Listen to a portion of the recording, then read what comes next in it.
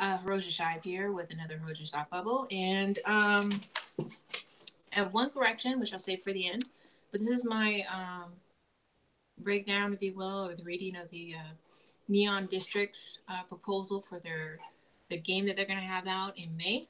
So just kind of recap, Neon District is Coin Artists' collaborative project, part of the, what do they call it, the Blockchain LLC, which Coin Artist is the woman and artist that collaborated with a hacker. Keep forgetting his name. They had those puzzles, those ARG puzzles, all the way back from 2014 to 2015. Excuse me.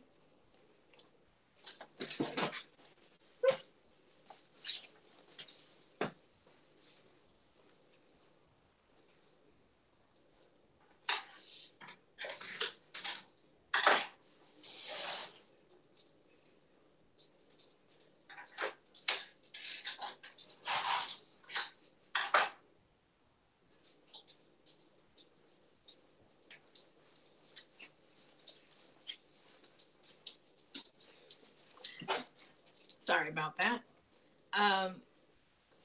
And one of them is called like The Legend of Satoshi Nakamoto.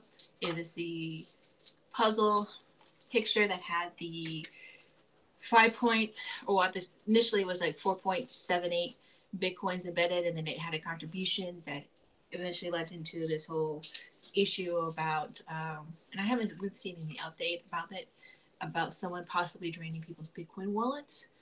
So it's like 5.0 Bitcoin that a pseudonym, and we'll read the individual's puzzle solution named Isaac, solved the puzzle. He gifted half a Bitcoin to a contributor to the solve.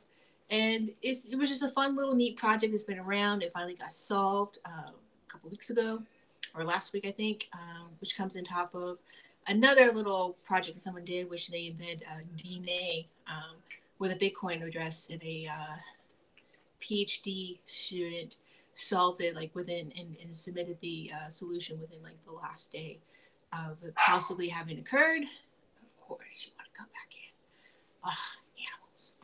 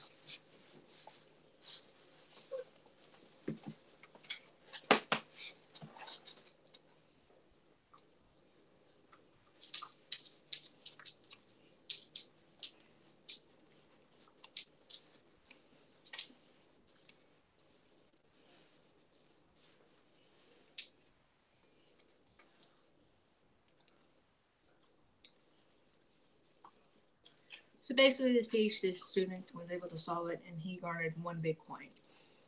So this is a new project in which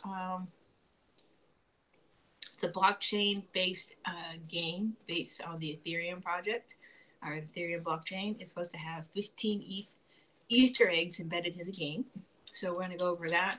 We're also going to go over Isaac's little solution proposal, and then my little correction from a video I just posted today. So let's get into it. So this is Neon District. This is the game. Links to all this are in the show notes. And of course you don't want to work. Oh, come on. Let's see if we can go somewhere else. Let's go with Isaac's. I don't know what's wrong with that site. So solution to the legend of Satoshi Nakamoto. I love this Bitcoin address. The One Flame NX puzzle. The piece of art contained a lot of different elements and symbols. However, the encrypted message is encoded in the flames surrounding the picture. This was kind of broken down in the Wired article, but this is Isac's own words and how he came up with the solution. So there are 16 types of flames in the total different height, lower, higher, outer color, inner color, inner thickness, and other minor properties of the flame must be excluded from consideration. In other words, each flame stores 4 bits of information, and 2 flames make up a byte with a bit structure that can be described in the form of ABCD, ABCD. Why do I get flashbacks of biology? Where each letter corresponds to a particular data channel, height, outer color, inner color, or thickness. So let's look at the picture again. So Bitcoin artwork solved.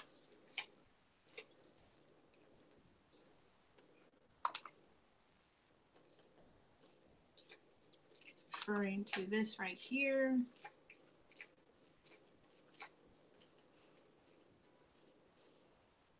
View image.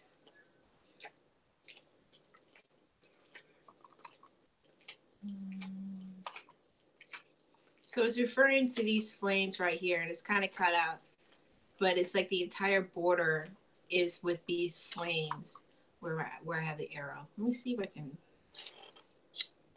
get the actual file. So let's get rid of that screen, that screen. I think I saved it on the computer. Hold on.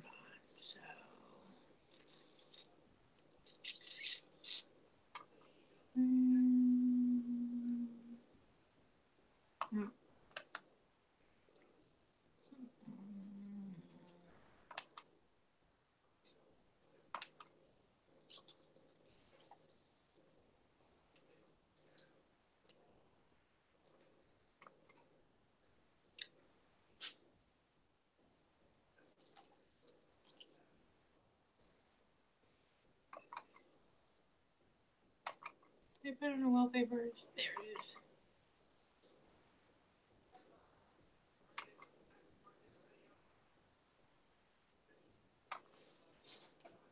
All right, right there.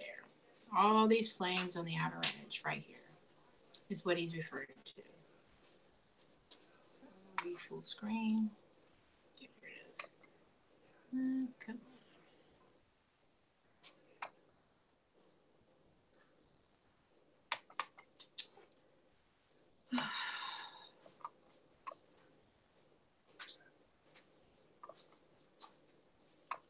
So he's referring to that.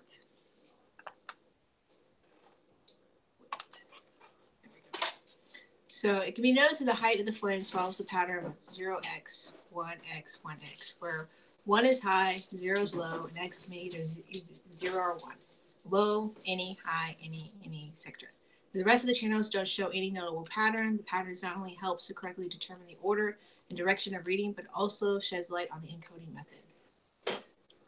All channels combined together produce a pattern of 0xxxxx, 1xxxx, 1xxx. This has a period of 24-bit. It's known that the Issac sequence is an 8-bit form, has a pattern of 0xxx. A bit sequence with a period of 24-bit can be obtained, for example, by applying the XOR operation to the arbitrary Issac string and key with a length of 3, 6, 12, or 24-bit. This is corrected because 24 is the least common multiple of 8 in each of these numbers. XOR is a suitable choice since it's traditionally used in cryptography puzzles. A 6-bit key for XOR operations is in the painting and can be read from the length of the red ribbons on the physical key. The diagram below illustrates how the 6 flame codes 3 Issac characters and how the bit pattern is transformed during the encoding. So he charted it out for us. In order to decipher the original message, it is needed to determine the order in which the data channels go in the bit structure and the binary values that correspond to different states of the data channel. So shout out to the hacker and this artist for coming up with this particular puzzle, because obviously it stumped a lot of people for a long while. And this, shout out to this guy Issac, whoever he really is, for coming up with this solution, because this is extremely detailed. It's mind-boggling what you can do with math. Height should correspond to the first bit, which is a requirement for obtaining the value Issac 2 pattern. All right. The order in the other channels, as well as the interpretation of the states, are speculative and can only be guessed. I haven't found any hints. Luckily, there's not that many combinations. The number of permutations of the 3 data channels multiply the number of possible interpretations of channel sets yield in 48 options. That's still a lot of options. The most effective way to solve the puzzle is writing a script that performs decipher all possible combinations. So, okay, using some software programming. One of the 48 resulting messages will contain a secret phrase and the private key. The secret phrase, that is B3 for use 7Y, truth and rarity. Helps to confirm the correctness of the algorithm, and the private key allows to withdraw funds from the Bitcoin address. A code snippet below shows an example of the implementation of the described algorithm, which was done in Java right here. So this is his computation, the program that he utilized. The name of the hackers here. So credits. I'd like to thank Coin Artist and Rob Myers and everyone who participated in the creation of the puzzle. It was breathtaking and dramatic experience. It was wonderful that all that was needed for the solution was a single picture. I thank Trin. This is the individual that gifted half a Bitcoin to. The person who helped me to discover the transformation in bit patterns and highlighted some of the key ideas needed for the solution. I also like to thank my family for the love and support. A lot of players were very close to the right answer. I hope solving the puzzle was also interesting and useful for them, and they enjoyed the process. I wish them to succeed in the next challenges. By Isaac. So from the words of the individual who solved. All right, so it's now working. So it's nice to hear from the person. Oftentimes with these games, you don't necessarily do so. They want to remain anonymous or things like that nature. And then other times they, shout from the hills. So shout outs to him. Shout outs to the creator. And now we're going to talk about Coin Artist's new collaborative project, which is Neon District. So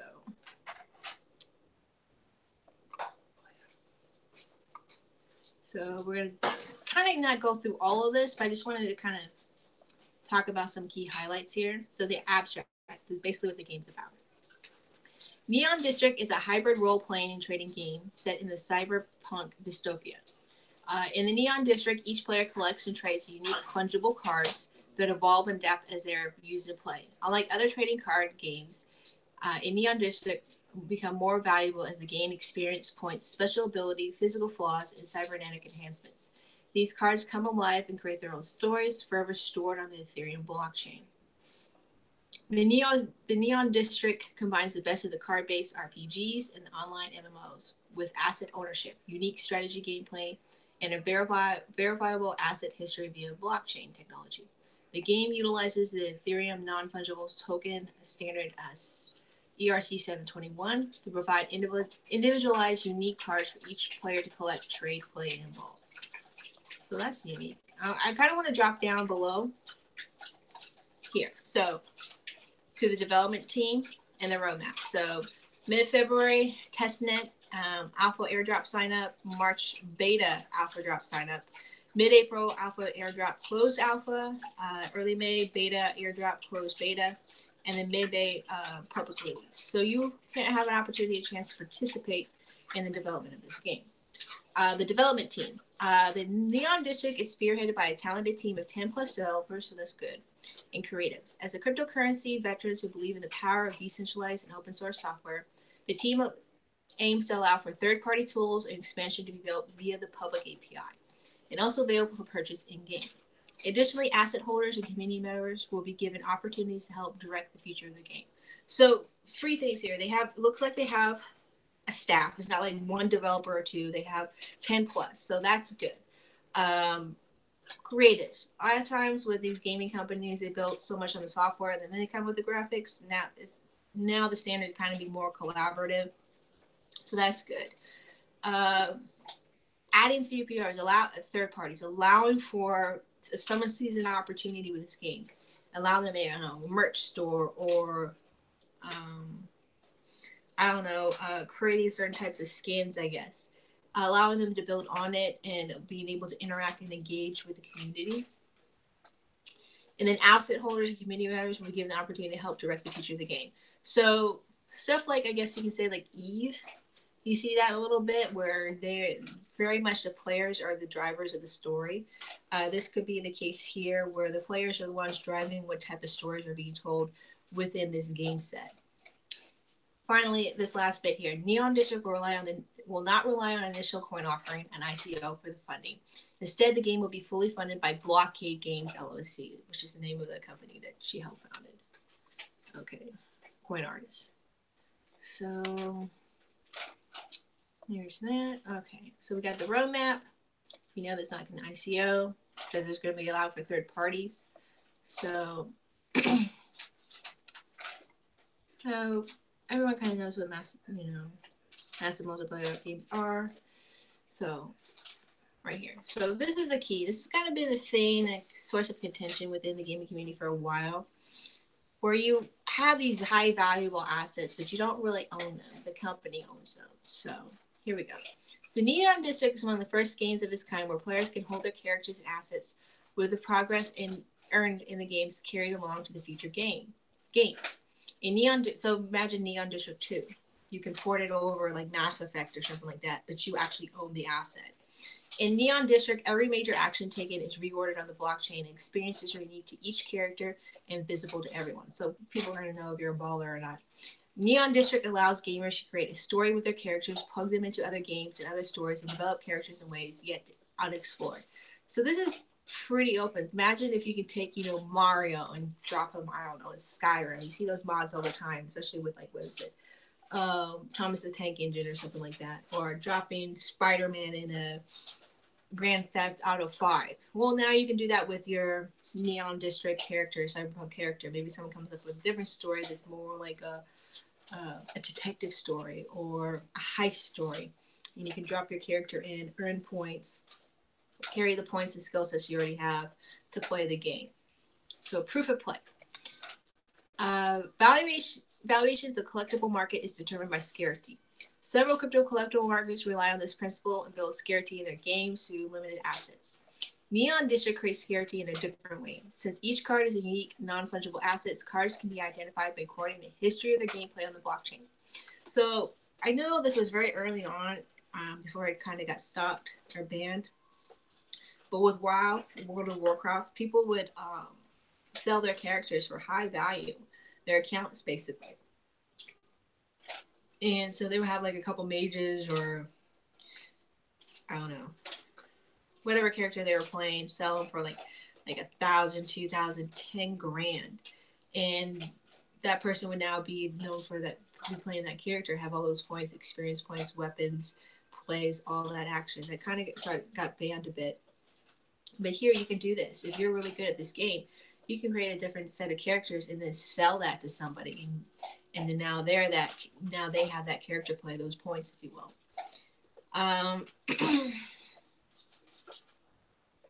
Okay. So characters' attribute levels become permanent achievements, and a record of wins, losses, and adventures become a character's personal history, also referred to as the character's legacy. Some characters will be destined for greatness, while others ascend to the infamy, all with unique names and public histories to signify them as legends. Scarcity is defined by proof of play. A blank card without gameplay will never become valuable because it's not unique. In this way, scarcity belongs to gamers and not the game creators. All cards sold in the game store will have blank histories and referred to as a tabula rasa or blank slate cards. Each tabula rasa card has the potential to forge a unique history and valuation. So that's good. So right off the bat, naming, creation, all those plug and play things won't really so much be a part of it. As soon as you get basically almost in essence a character sheet, it's yours. It's not the game master. It's not the game game company. It's your character. Cards will be sold for a low fee with exact cost based upon initial attribute levels. There will be no limitation to how many of each cards are produced. So you can get 5, 6, 10 of these, play at different levels, play different characters, maybe sell a few. You could be a professional gamer at this. There will also be no limitations how many each cards are produced, though popular cards may be subject to sales cooldowns. So they might limit, how often certain sales go. And I understand that to kind of keep the market going. Where the card is removed from the store for a predetermined amount of time. So like putting it in the Disney ball, if you will.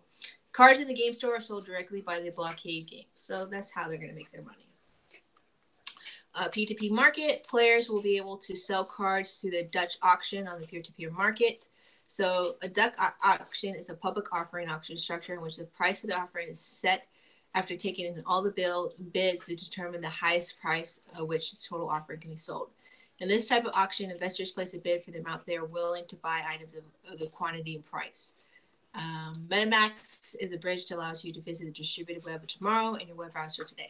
It also allows you to run Ethereum dApps right in your browser without running a full Ethereum node. So, okay. A second market would be established where characters can sell services in the market to determine rates. More information on the service sales is available under character specialization development. Blockade, again, this is how they're going to make their money. Blockade games will collect a 3.75% of each market transaction to be paid by the seller. So, game concepts. Okay, right here. The first release of the Neon District will focus on traditional role-playing game mechanics, turn-based battles. In this mode, characters can tag another character requests a battle. The tag party may then accept or decline the request. Once both owners agree to battle, the battle is initiated on-chain. The battle itself takes place off-chain with the final outcome and proof provided for both players to sign and broadcast on-chain.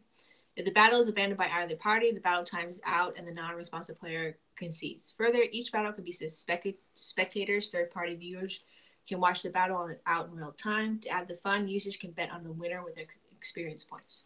To discourage gaming the system, rules have been created regarding asset payability. Players versus players games can only be enacted by characters belonging to different owners, as players could potentially engage in their own assets across multiple addresses to increase leveling speeds.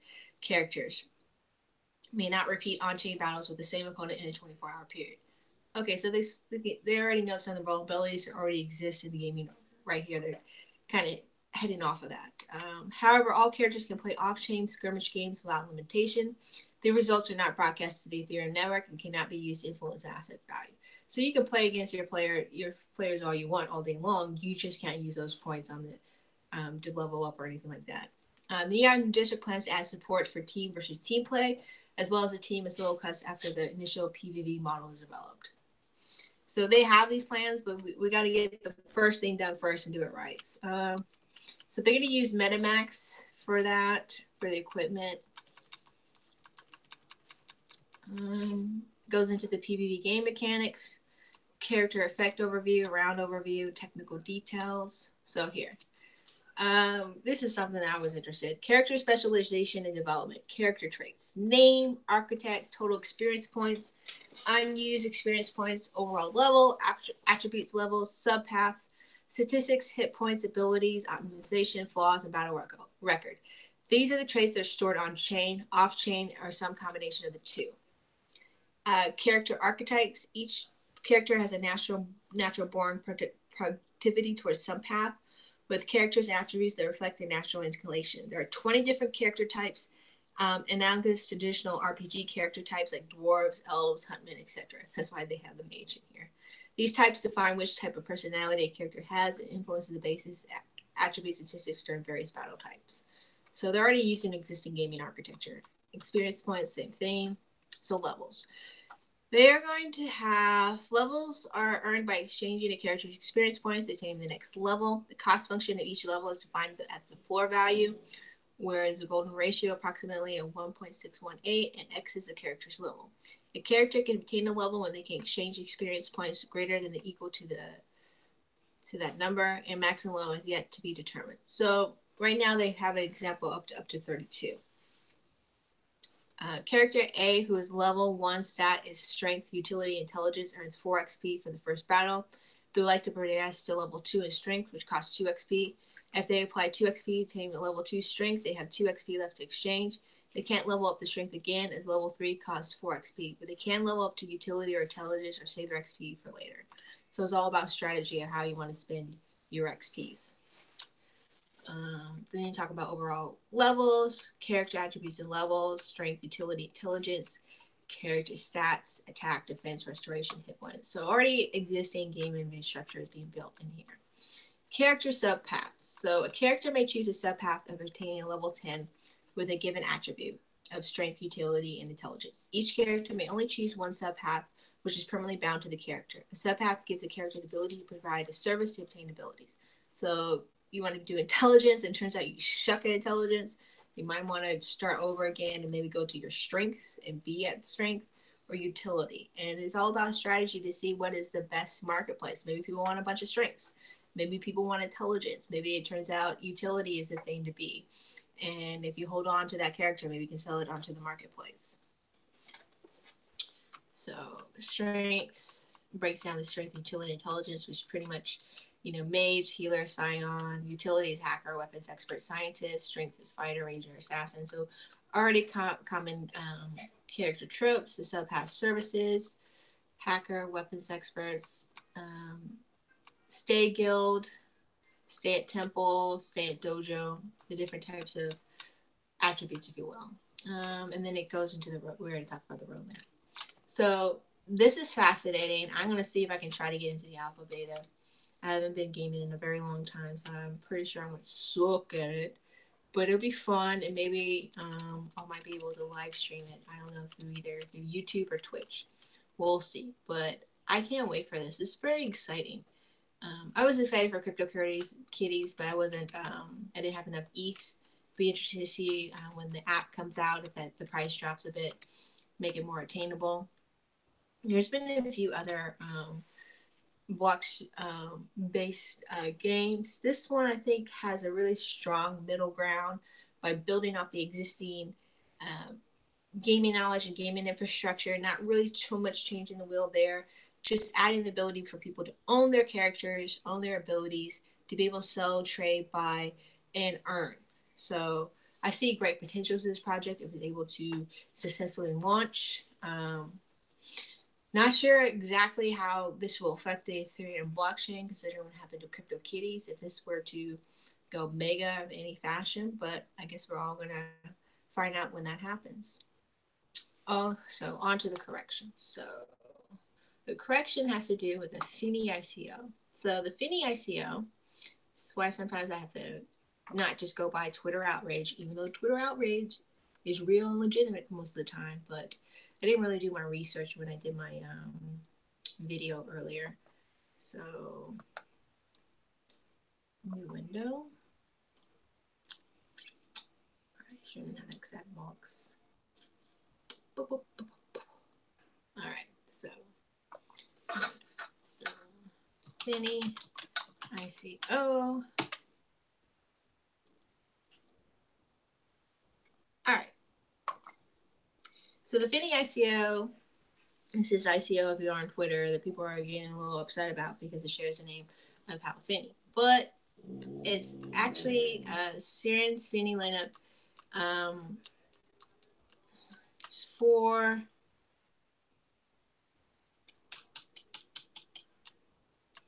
a smartphone. Crowd sale. That's what it is. It's for a smartphone. So it's both for a Finny phone, which costs under $1,000, and a PC cost pre-orders for new devices. The mission statement, Stern says it hopes the product to be a bridge between the accelerating block economy and massive market. So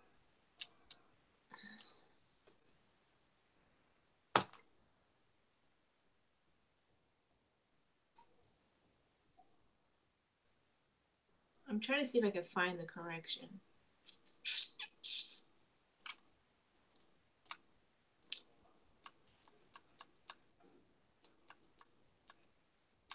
So even though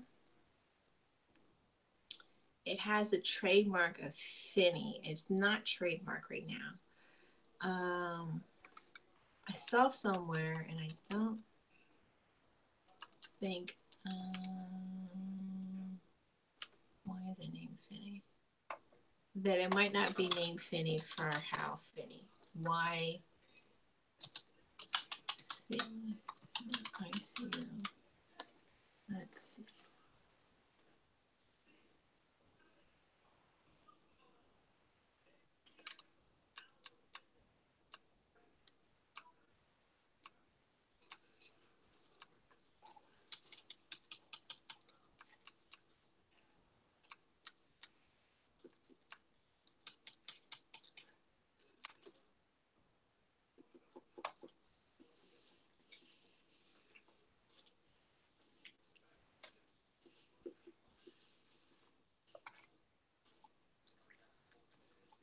I have to go to Twitter.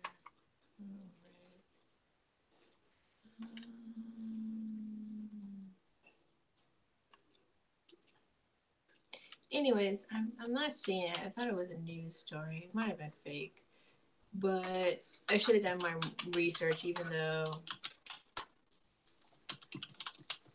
It's by CERN Labs.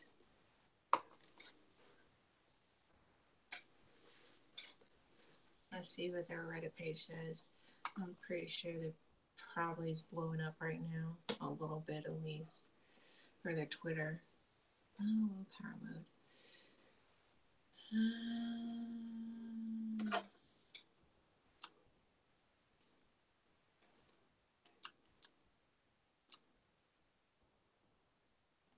Well, anyways, it may not be an ode to Hal Feeney, is what I want to say. I'll find out more research of it. I can't find the link. It popped up and then was gone. But again, even if it's named for somebody else, this is still scuzzy. You kind of have to know if you're doing the blockchain technology, naming something Finney, that you're going to get a reaction. So we'll see. Oh, there's an email down here.